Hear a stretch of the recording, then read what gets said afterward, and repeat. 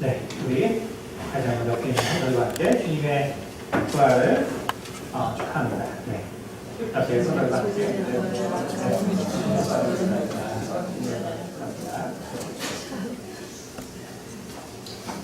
네, 오늘 말씀은 몸의 부활입니다. 오늘 본문 말씀 사도행전 17장 18절에 보면은 이는 바울이 예수와 부활을 전하기 때문이더라 이렇게 기록하고 있습니다. 그런데 이제 개역 개정이 있기 전에는 뭐라고 번역이 됐었냐면 예수와 몸의 부활을 전하기 때문이다 이렇게 번역을 했었습니다. 그런데 이제 헬라어 원어로 보면은 이제 새로 바뀐 게 맞습니다. 예수와 부활을 전하기 때문이다. 그런데 이제 이 번역전에는 부활의 의미를 더 구체적으로 담아주기 위해서 이제 우리 한국말로 번역할 이제 몸의 부활이다라고 구체적으로 적었었지만 원문과 좀 다르기 때문에 그 이면에는 그냥 예수와 부활을 전하기 때문이다 이렇게 붙였습니다. 그러나 이제 성경은 그거에 관계없이 이 모든 전반에 걸쳐서 우리의 부활이라는 것은 바로 구체적으로 몸의 부활이다라고 강조하고 있습니다. 물론 부활이라는 것은 우리가 몸의 부활 외에도 많은 신학적이거나 혹은 윤리적이거나 혹은 철학적인 부활에 대해서 많이들 문하고 또 그것을 통해서 우리는 많은 것을 배울 수 있습니다. 그러나 우리가 반드시 놓쳐서는 안 되는 것은 바로 성경은 바로 이 몸의 부활에 대해서 이야기하고 있다는 것입니다. 원래 부활의 헬라어는 아나스타시스라고 합니다. 그래서 아나라는 것은 혹은 again, 그래서 다시 혹은 서다 이런 의미고요. 그 다음에 스탠이라는 말, 그래서 영어로 to stand. 그래서 아나스탠이라는 것의 합성어가 바로 아나스타시스인데 이거의 뜻은 바로 아주 견고하게 다시 서다. 견고하게 다시 서다. 사실 움직이는 동물 가운데 선다는 표현을 할 수 있는 대표적인 것이 결국 사람이고 사실 사람 외에는 선다라고 말할 수 있는 동물이 없죠.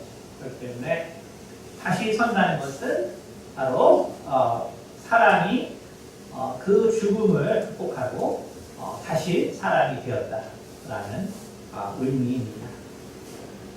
바로 이 아나스테시스를 그대로 번역한 것이 바로 영어 단어인데 그게 바로 resurrection입니다. 그래서 surrect는 surge에서 나온 거죠. 그것이 바로 일어서다. 다시 물결이 일어서든지 혹은 이 surge라는 말은 이제 또 히브리 말에서 단어랑 유사하기 때문에 그 같은 의미가 있습니다. 그래서 씨가 자란다든지 이러한 거기서 이라는 말이 붙었기 때문에 다시 일어났다. 그래서 이 부활이라는 resurrection은 아나스타시스랑 거의 동일한 말로 번역이 된 것을 보고 있습니다. 볼 수 있습니다. 유대인들 역시 이 부활에 대한 소망을 가지고 있습니다. 물론 부활에 대한 정확한 그 단어를 가지고 있지는 않지만 그러나 부활에 대한 생각은 대부분의 유대인들이 가지고 있는 생각이고 그리고 오늘날 현대 유대인들도 아침 기도에는 바로 이 육체의 부활에 대한 소망을 가지고 기도하는 기도문이 있습니다. 그래서 그 기도문을 가지고 기도할 때 바로 오늘날 유대인들 역시 이 부활의 소망을 기도하고 있습니다. 사도행전 24장 15절에 보면은 그들이 기다리는 바 하나님께 향한 소망을 나도 가졌으니 곧 의인과 악인의 부활이다 라고 바울이 바로 펠릭스 앞에서 이야기하는 것을 볼 수 있습니다. 다시 말해서 바울이 말한 것처럼 하나님께 향한 소망을 나도 가졌습니다. 그것은 유대인들이 바로 가진 소망을 말하는 것입니다. 바울이 이제 예루살렘에 가서 예수 그리스도에 대해서 전할 때 그때 이 부활에 대한 의견이 사두개인과 바리새인이 나눠졌다는 것을 알았기 때문에 사실 이 부활에 대한 이야기로 유대인들 앞에 말씀을 증거하는 것을 볼 수 있습니다. 그래서 이 몸의 부활을 증거하니까 처음에는 바울을 핍박하려고 하다가 그러다가 이 부활을 찬성하는 바리새인들이 바울의 말에 틀린 게 없다 라고 해서 결국 바울에 대한 핍박을 하지 않고 그들끼리 분쟁이 일어나는 것을 볼 수 있습니다. 다시 말하면 이 몸의 부활이라는 것은 유대인들에게 있어서도 역시 아주 중요한 생각이다라는 것입니다. 누가복음 14장 13절 14절에는 예수님께서 말씀하시기를 잔치를 베풀거든 차라리 가난한 자들과 몸 불편한 자들과 저는 자들과 맹인들을 청하라. 그리하면 그들이 갚을 것이 없으므로 내게 복이 되리니 이는 의인들의 부활 시에 내가 갚음을 받겠으니라 라고 말씀하십니다. 다시 말해서 예수님의 시대에 예수님께서 사실상 보여주신 부활은 유대인들도 가지고 있었던 소망이었다는 것이죠. 그래서 바로 예수님께서도 유대인들이 믿고 있는 바 그 의인의 부활에 대해서 이야기를 하고 계십니다. 유대인들이 가지고 있는 이 부활의 개념은 그 에녹서에도 나타나 있습니다. 유대인들이 생각하고 있는 어떤 생각을 담은 에녹서에 보면은 바로 이 부활을 기다리는 그래서 이 음부에 가 있는 네 종류의 사람들에 대해서 이야기하고 있는데 바로 그들이 역시 부활을 기다리고 있는 것을 볼 수가 있습니다. 즉 부활이라는 것은 예수님도 인정하고 있는 바로 매우 자명한 사실입니다. 그런데 우리가 이 부활을 통해서 그러나 알아야 되는 것은 뭐냐면 바로 이 부활이 아주 자명한 것처럼 바로 세상의 심판의 날 역시 매우 자명하다는 것입니다. 다시 말해서 유대인이 기다리는 바 부활은 다니엘서 12장 1절과 2절에 나와 있습니다. 그런데 다니엘서 10장 1절은 이렇게 기록하고 있습니다. 그때 내 민족을 후위하는 큰 군주 미가엘이 일어날 것이요 또 환난이 있으리니 이는 개국 이래로 그때까지 없던 환난일 것이며 그때 내 백성 중 책에 기록된 모든 자가 구원을 받을 것이다. 그래서 바로 세상에 큰 환난이 있고 그 마지막 때가 이르러야 바로 부활의 역사가 일어난다라고 말하고 있습니다. 여러분 다니엘서 10장 2절에는 땅의 티끌 가운데서 자는 자 중에서 많은 사람이 깨어나 영생을 받는 자도 있겠고 수치를 당하여 영원히 부끄러움을 당할 자도 있을 것이다 라고 말하고 있습니다. 다시 말해서 우리는 이 부활이 바로 우리의 어떤 개인적인 변화뿐만 아니라 이 부활이라는 것은 곧 이 세상의 심판, 이 우주의 멸망과 관계되어 있다라는 것을 우리가 생각해 보아야 할 것입니다. 따라서 부활이라는 것은 죽은 자의 일어섬이라는 현상뿐만 아니라 세상의 멸망 그리고 심판과 악인의 부활이 함께 일어나는 바로 우주적 사건이다라는 것을 우리가 생각해야 합니다. 죽음의 종식이라는 것. 이 죽음의 종식이라는 것은 우주가 감당할 수 있는 일이 아니기 때문에 그렇습니다. 우주라는 곳은 바로 죽음이 숙명처럼 주장하는 곳입니다. 우리가 사는 이 세상과 우리가 사는 이 지구를 둘러싼 이 모든 우주의 숙명이라는 것은 바로 죽음이고 그리고 우주는 곧 그 죽음만을 감당할 수 있습니다. 우주는 결코 바로 이 죽음을 초월하는 바로 부활의 사건을 감당할 수 없습니다. 우주는 영원한 음부이고 어둠의 세계입니다. 우주라는 것은 지금 과학계에서도 알려진 것처럼 우리가 보이는 이 빛을 발하는 물질들은 5% 미만입니다. 그리고 대부분의 나머지 것들은 바로 25%의 암흑 물질과 그리고 나머지 70%에 가까운 암흑 에너지로 되어 있습니다. 다시 말해서 이 우주는 육적으로는 우주라고 불리우지만 바로 영적으로는 바로 그 자체가 음부입니다. 그렇기 때문에 이 우주의 최종 목표는 죽음이고 이 우주 안에 있는 한 이 우주가 바로 우리에게 가져다 줄 수 있는 것은 바로 사망밖에 없는 것입니다. 그렇기 때문에 부활의 사건을 이 우주는 감당할 수 없고 그렇기 때문에 부활의 사건이라는 것은 곧 이 우주의 종식을 이야기하는 것입니다. 그러므로 베드로후서 3장 10절에 그러나 주의 날이 도둑같이 오리니 그 날에는 하늘이 큰 소리로 떠나가고 물질이 뜨거운 불에 풀어지고 땅과 그 중에 있는 모든 일이 드러나리로다 라고 사도 베드로가 말한 것처럼 바로 부활의 때는 바로 이 우주의 바로 멸망을 선언하고 있는 것입니다. 창세기 1장 3절에 하나님께서 빛이 있으라라고 말하신 그 말씀대로 바로 이 우주가 한 점에서 시작해서 바로 빅뱅이라는 현상을 통해서 이렇게 이 우주라는 광대한 공간을 만들어냈지만 그러나 베드로의 말처럼 이 우주의 마지막은 바로 과학자들이 예상한 것처럼 우리가 빅크런치나 혹은 빅프리즈라는 현상을 통해서 이 우주는 멸망하게 되어 있습니다. 바로 그 멸망의 신호가 바로 부활이라는 것을 우리가 알아야 할 것입니다.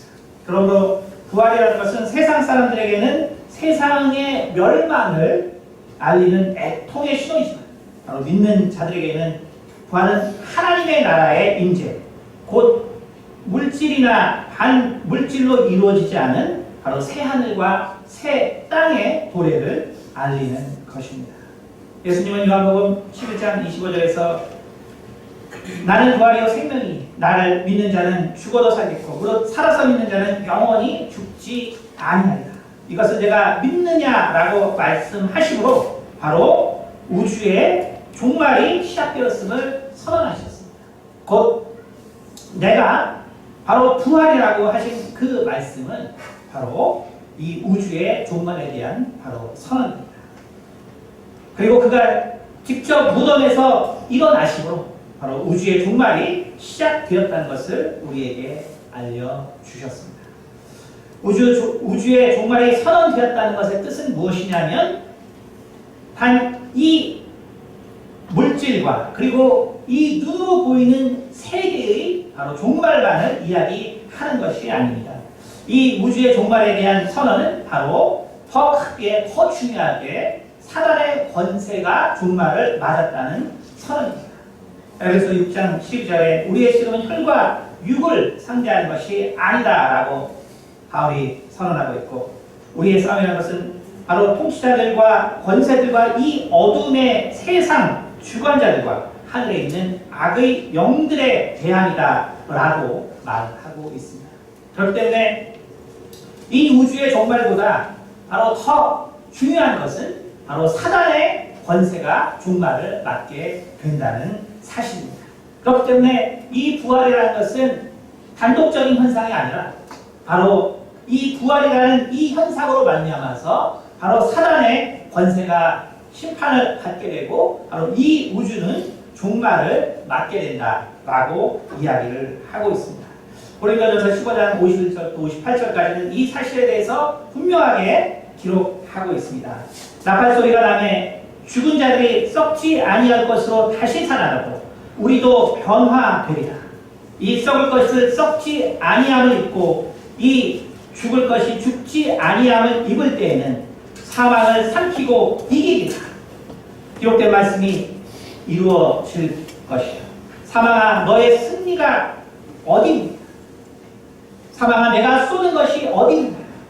우리 주 예수 그리스도로 말미암아 우리에게 승리를 주시는 하나님께 감사하는 그러므로 내 사랑하는 형제들아 견실하며 흔들리지 말고 항상 주의 일에 힘쓰는 자들이 되라. 이는 너희 수고가 주 안에서 헛되지 않은 줄 아느니라 라고 사도 바울이 선언함으로써 바로 우리가 이 썩을 것이 썩지 아니함을 덧입는 그 부활의 순간, 바로 우리를 괴롭히고 우리를 정죄하던 이 사망이 바로 이 부활의 능력에 삼킴을 받게 된다라고 선언한 것입니다. 바로 이 승리는 예수 그리스도께서 우리 가운데 주신 것입니다. 사망아 너의 승리가 어디 있느냐? 사망아 내가 쏘는 것이 어디 있느냐? 우리 주 예수 그리스도로 말미암아 우리에게 승리를 주시는 하나님께 감사합니다. 여러분, 예수 그리스도의 부활이 우리 가운데 주는 정말 강력한 기쁨은 바로 우리가 더 이상 사단의 괴계에 우리가 이제 속하지 아니하고 우리가 사단의 괴계에서 우리가 승리를 입게 되었다는 사실입니다. 그러므로 사단의 대적함을 따라 하나님을 대적해서는 안 됩니다. 우리는 바로 사단의 이 세상을 정말 움직이고 그래서 하나님을 대적하는 이 세상에 많은 생각들과 많은 사상들이 있습니다. 우리는 그 패배한 사상을 따라서 패배한 생각을 따라서 하나님을 대적하는 자가 되어서는 안 됩니다. 바로 우리는 이 사단의 길, 곧 용서가 없는 이 멸망의 길 가운데서 우리는 벗어나서 바로 하나님을 대적하는 이러한 삶 가운데서 벗어나야 합니다. 또한 우리는 하나님께 그러므로 우리의 마음을 돌이켜야 합니다. 우리는 하나님을 대적하고 하나님을 신뢰하지 않고 하나님을 믿지 아니하는 바로 그 패배의 생각 그리고 그 심판의 생각들 가운데 벗어나서 우리의 마음을 돌이켜 하나님께 우리의 마음을 드릴 수 있어야 합니다. 또한 우리는 마귀의 속임에 속아 세상이 영원할 줄로 믿지 말아야 합니다. 우리는 마귀는 우리 가운데에서 계속 또 다른 영생의 우리가 영원히 살 수 있는 바로 방법이 이 세상에 있는 것처럼 계속적으로 우리를 속입니다. 그러나 이 우주라는 것은 이 부활을 담을 수 있는 곳이 아닙니다. 그렇기 때문에 이 세상의 어떠한 것으로도 영생을 줄 수 있는 것은 아무것도 없습니다. 그렇기 때문에 우리는 이 세상의 죄악에 마음을 두어서는 안 됩니다. 이 세상의 것들은 보기에는 즐거워 보이고 그리고 행하기에는 좋은 일들이 많이 있을 것처럼 보이지만 바로 바울이 골로새서 2장 22절에 말한 것처럼 이 세상의 모든 것들은 다 쓰는 대로 부패로 돌아가는 것이 이 세상의 것들입니다. 또한 우리는 그러므로 귀신의 생각에 사로잡혀서는 안 됩니다. 귀신은 우리 가운데 부정적인 생각들을 가져다 주고 또 우리의 용기를 잃어버리게 합니다. 그리고 끊임없는 무기력함의 게으름을 우리에게 가져다 주고 결국 우리 가운데 자신감의 상실을 가져다 줍니다. 그것을 통한 끊임없는 미워함 그리고 끊임없이 용서할 수 없고 또 용서하기 싫은 마음들을 가져다 줍니다. 바로 귀신이 갖고 있는 이러한 부정적인 마음들을 우리는 거부하고 바로 이 귀신의 일들에 대해서 대적해야 합니다. 그런데 이것은 우리가 노력할 필요가 없이 바로 예수의 부활의 권능을 받아들이는 자, 예수의 부활을 믿는 자들 가운데 이미 예수님께서 우리에게 주신 승리의 약속이라는 사실을 알아야 합니다. 우리가 부활을 믿는다면, 우리가 정말 이 부활을 믿는다면 우리는 이 사단의 대적함과 마귀의 속임과 그리고 귀신의 일에 대해서 이미 우리가 승리했다는 사실을 우리는 알고 우리는 담대하게 나아갈 수 있어야 합니다. 우리 주 예수 그리스도로 말미암아 우리에게 승리를 주시는 하나님께 감사하라는 바로 사도 바울의 고백이 무엇인가를 우리가 생각해서 바로 우리가 어떠한 일에 대해서도 우리가 주저하지 말고 우리가 낙담하지 말고 실망하지 말고 이미 하나님께서 우리 가운데 바로 승리를 주셨다는 이 사실을 다시 한번 기억할 수 있어야 합니다. 예수님의 부활은 그러므로 우리에게 이 육체의 다시 사심을 약속한 것뿐만이 아니라 바로 우리 가운데 이 우주의 멸망이 시작되었다는 것을 가르쳐 주시는 사건입니다. 바로 사단의 그 권세가 이미 상실됐다는 것을 바로 선언한 그 사실, 그리고 그것을 믿는 자마다 바로 사단의 그 괴계와 그리고 마귀의 이관, 그리고 귀신들의 일을 우리가 반드시 이기고 승리할 수 있다는 것을 말해 주고 있습니다. 예수님의 부활은 이제 우리 인간에게 있어서는 세 가지의 아주 중요한 사실을 또한 말해 주고 있습니다. 사도행전 1장에는 우리가 어센션이라고 하는 예수님의 승천의 사건이 나와 있습니다. 바로 예수님께서는 바로 부활하신 그 육체를 가지고 바로 직접 하늘로 바로 승천하셨습니다. 바로 예수님의 제자들은 예수께서 육체를 가지고 오신 것을 부인하는 자마다 적 그리스도라고 이야기를 하고 있습니다. 예수님께서는 오늘 우리가 교동문에서 읽는 것처럼 부활해서 나타나신 제자들에게 바로 제자들이 영이라고 생각했다는 것은 무엇이냐면 바로 유력으로 생각했다라는 것입니다. 다시 말해서 육체가 없다라고 생각해서 두려워했기 때문에 예수님께서는 두려워하지 마라 라고 말씀하시고, 그리고 예수님이 이 육의 형상을 그대로 우리 육체가 느낄 수 있는 그 육체의 모습을 보여주시고 또 만지게 하시므로 바로 이 육체가 그대로 부활하는 것이고, 그리고 이 육체가 또한 그대로 하늘로 올라가는 것이라는 것을 우리에게 보여주셨습니다. 바로 이 사건을 통해서 우리는 이 육체에 대한 세 가지 중요한 사실을 예수님으로부터 우리가 배울 수 있고, 또 그것을 통해서 우리가 갖고 있는 이 육체의 성질에 대해서 우리는 다시 한번 생각해 보아야 할 것입니다. 우리가 영혼 유계에서 사실 이 육체에 대한 부분을 우리가 이제 할 차례이기 때문에 오늘 말씀들은 앞으로도 좀 계속 드릴 것입니다. 첫째, 예수님께서 바로 승천하심으로 우리 가운데 보여준 첫 번째 중요한 사실은 무엇이냐면, 우리가 가지고 있는 이 육체라는 것은 바로 실상 중에 실상이라는 사실입니다. 여러분, 우리가 가지고 있는 이 육체라는 것은 바로 세상의 많은 사실 중에서 더 분명한 사실이 되었다는 사실입니다. 여러분, 예수님의 부활이 없었다면, 그렇다면 우리는 이 육체가 정말 실상인지 허상인지 우리는 구별할 수가 없습니다. 바로 세상의 종교들이 말하는 것이죠.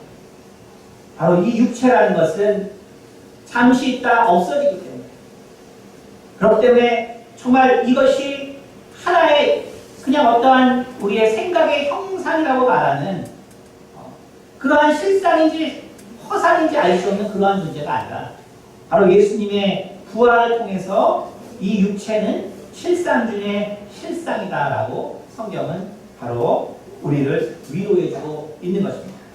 히브리 말로 형상이라는 말, 다시 말해서 하나님께서 창세기에 우리를 그의 형상을 따라서 만드셨다라고 이야기하고 있습니다. 이 형상이라는 히브리 말을 뭐냐면 바로 셀렘이라는 단어를 씁니다.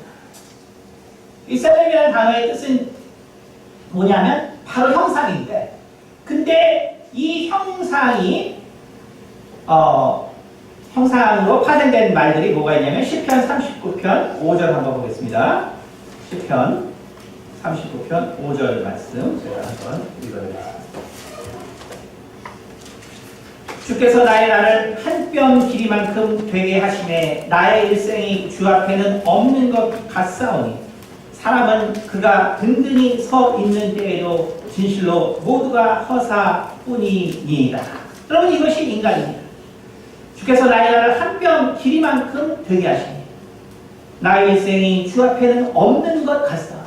그러니까 우리 육체가 있어도 이거 너무 짧기 때문에 이게 있는 건지 없는 건지 알 수 없는 것이 우리의 일생입니다. 그가 든든히 서 있는 때에도 진실로 모두가 허사뿐이니라.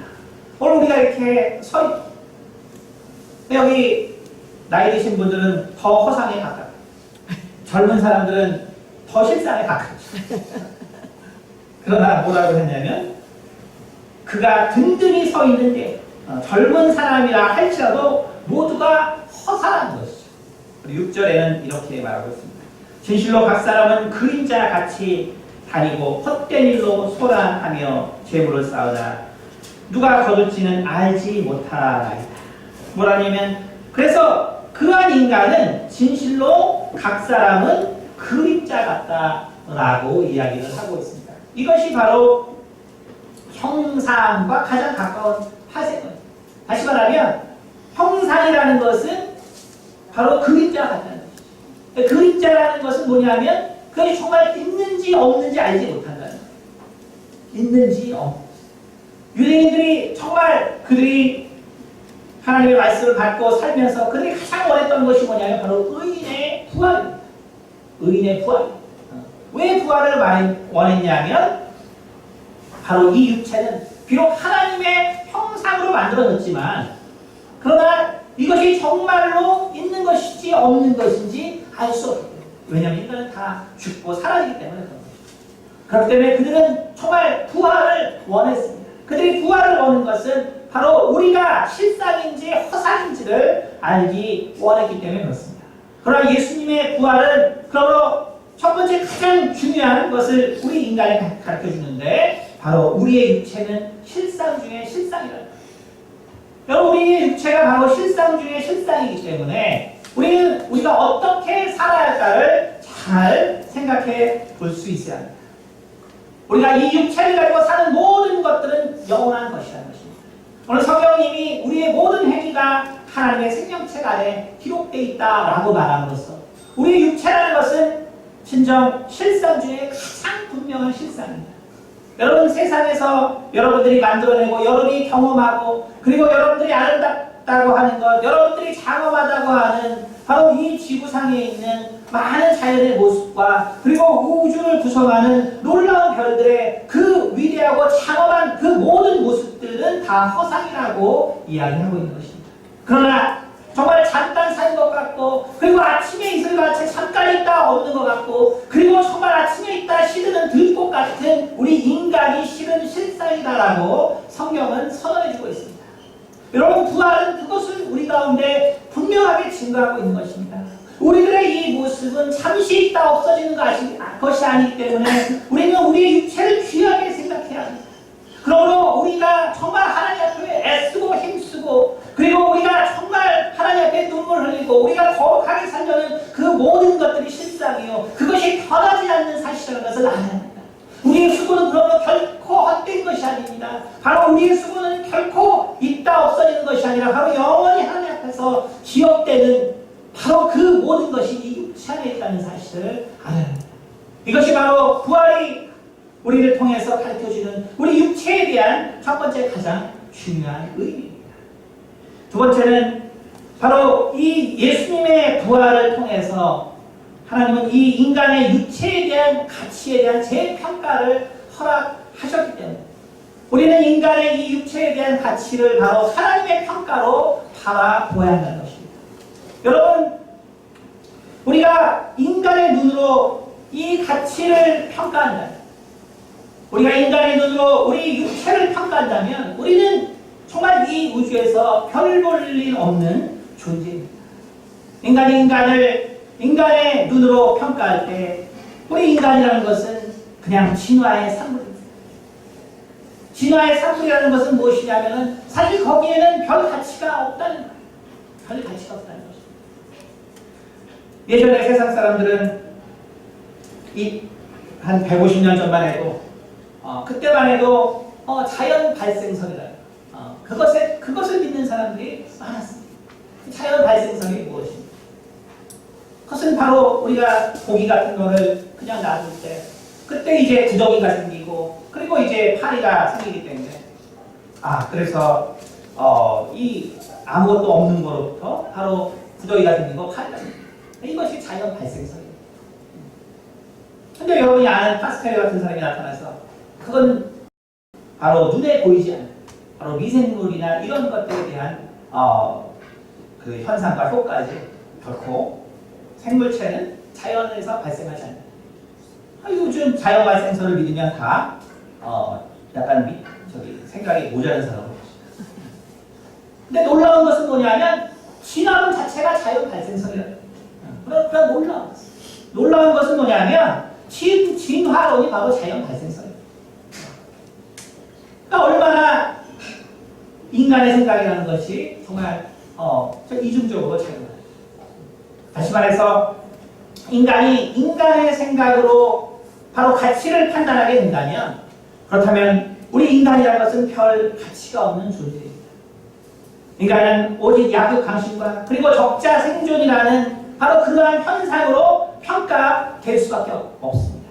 바로 왜 여성이 오늘날 이렇게 정말 그 가치를 갖지 못하고 살았는가? 그것은 바로 진화론적 원리 때문에 그렇습니다. 바로 적자 생존의 원리 때문에 그렇습니다. 바로 약육강식의 문제 때문에 그렇습니다. 힘이 없기 때문에 그런 것입니다. 바로 여자라는 이유로 어떠한 자는 바로 그렇게 그 사실 하나만으로도 지금 많은 곳에서 바로 괴로움을 당하고 있습니다. 또 단지 아이라는 이유로 이 세상의 많은 곳에서는 아이들의 노동이 착취되고 있습니다. 또한 바로 장애를 가졌다는 이유만 하나로도 사실은 우리나라 장애인이 40명 중에 1명입니다. 그러나 어디를 가도 장애인이 편한 것은 아직도 없습니다. 바로 우리가 대만만 가봐도 일본만 가봐도 얼마나 장애인을 위한 시설이 잘 됐습니까? 그럼 우리나라는 아직도 멀었다는 것을 알습니다. 장애를 가졌다는 그 이유 하나로 우리는 여전히 바로 편견을 가지고 대우를 받고 있는 것입니다. 단지 피부색이 다르다는 이유로 정말 우리는 또한 인간의 가치를 대접받지 못합니다. 여러분 미국에 가서 사는 사람은 알겠지만 여러분 정말 피부가 다르다는 것으로 얼마나 무시를 당합니다.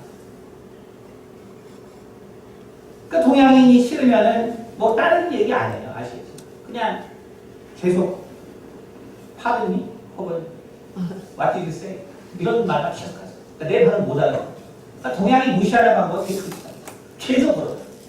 그러니까 계속 발음해도 이제 그러다가 어떻게 돼요?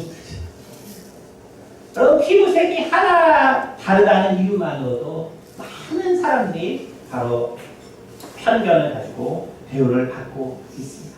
어떠한 사람은 단지 정말 그 질병이 있다는 이유, 그래서 또한 정신적인 바로 질병이 있다는 그 이유로 바로 편견과 따돌림을 바로 받게 된다는 것입니다. 여러분 이것이 무엇이냐면 바로 인간의 가치를 평가할 때 일어나는 현상입니다. 그러나 성경 갈라디아서 3장 28절에 말한 것처럼 너희는 유대인이나 헬라인이나 종이나 자주나 남자나 여자나 없이 다 그리스도 예수 안에서 하나이다라고 말을 하고 있습니다. 다시 말해서 우리 부활을 통해서 하나님이 우리 가운데 보여주신 것은 무엇이냐면 이 육체가 실상인 것처럼 바로 이 육체의 가치, 곧 인간의 가치를 우리가 분명히 알아야 한다라고 이야기하고 있습니다. 여러분, 여자와 남자는 그것이 이제 이 세상에서 생각하는 것처럼 바로 남자가 우월하거나 혹은 여자가 열등하다는 그런 가치를 내포하고 있는 것이 아닙니다. 우리가 창세기를 보면은 오직 하나님께서 인간에 대해서만 남자와 여자를 만들었다 하고 이야기하고 있습니다. 여러분 창세기 1장에 보면 세상의 모든 것들은 다 그 종류대로 창조하고 다 그것이 이 세상을 충만하게 바로 채우라 라고 했지만 오직 인간에 대해서만 하나님께서는 바로 남자와 여자를 만드셨다라고 말하고 있습니다. 여러분 하나님의 형상을 가지고 남자와 여자를 만들었다는 것은 뭐냐면 바로 하나님의 형상의 가치가 바로 남자와 여자에게 그대로 드러났다는 사실입니다. 여러분 그렇기 때문에 유대인들의 개념 중에 바로 하나님은 바로 남성의 개념이 강하고, 그리고 이 성령의 역사라는 것은 바로 여성의 개념으로 사용합니다. 여러분, 바로 하나님은 삼위일체이시기 때문에 바로 하나님께서 계시고, 하나님 아버지께서 계시고, 그리고 성령께서 계시고, 그래서 성령이라는 것은 무엇이냐면 예수님께서 말씀하실 때 바로 영으로 난 것은 영이다라고 말씀하셨고, 그리고 우리에게 성령으로 거듭나라고 말씀하시므로 바로 성령은 바로 여성의 역할을 가지고 있다는 것을 말하고 있습니다. 여러분, 우리는 하나님의 형상으로 만들어졌기 때문에 우리 남자 여자에게는 바로 하나님의 가치가 그대로 투영되어 있는 것입니다. 바로 남자의 가치가 있고, 그리고 여자의 가치가 있고, 그 왜 둘이냐 하면은 바로 예수 그리스도는 아버지 품 안에서 나왔기 때문에, 그렇기 때문에 우리의 자녀는 바로 하나님의 삼위일체 모습을 그대로 담고 있는 것입니다. 여러분, 하나님께서 우리 가운데 그의 형상으로 만들었을 때는 바로 그의 가치가 우리 모든 인간과 바로 모든 인간에게 매우 구체적으로 드러나 있다는 사실을 우리가 알아야 합니다.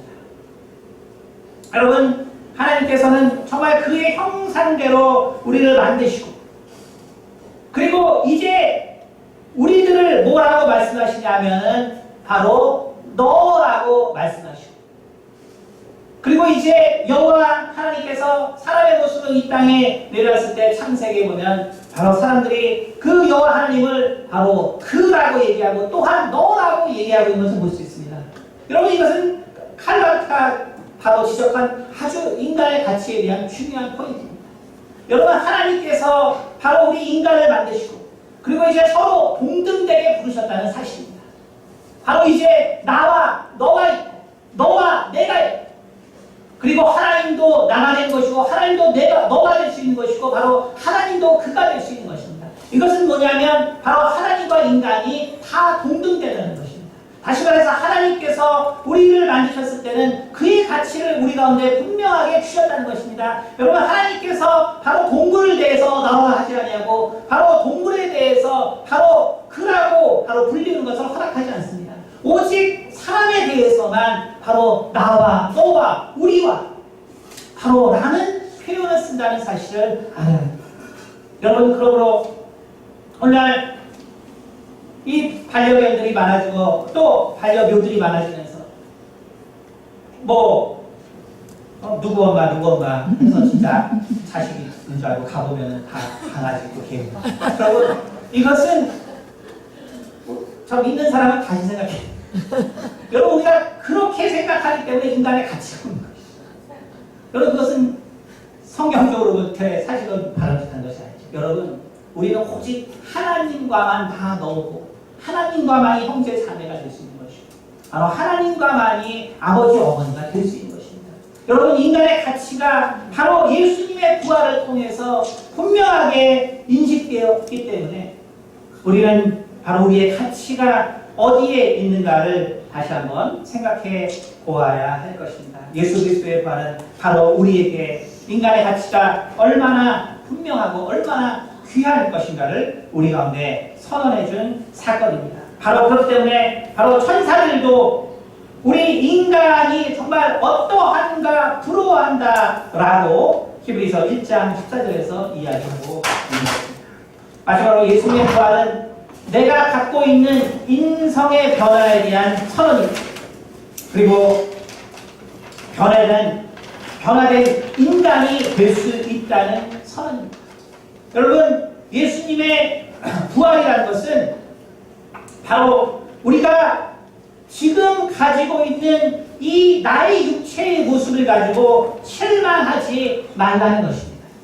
여러분, 지금 우리가 가지고 있는 나의 모습, 나의 인성, 내가 이 오직 육으로만 된 이 인성을 바라보면 우리는 너무나 많은 실망을 하게 됩니다. 바로 내 성품의 문제, 그리고 정말 내 어떠한 그러므로 성격의 문제, 그러므로 내가 하는 일들, 또 내가 추진하는 것들, 내가 하는 판단들, 여러분, 이런 것들 보다 보면은 내 자신에 대해서 너무나 정말 실망하게 되고, 그리고 낙담하게 됩니다.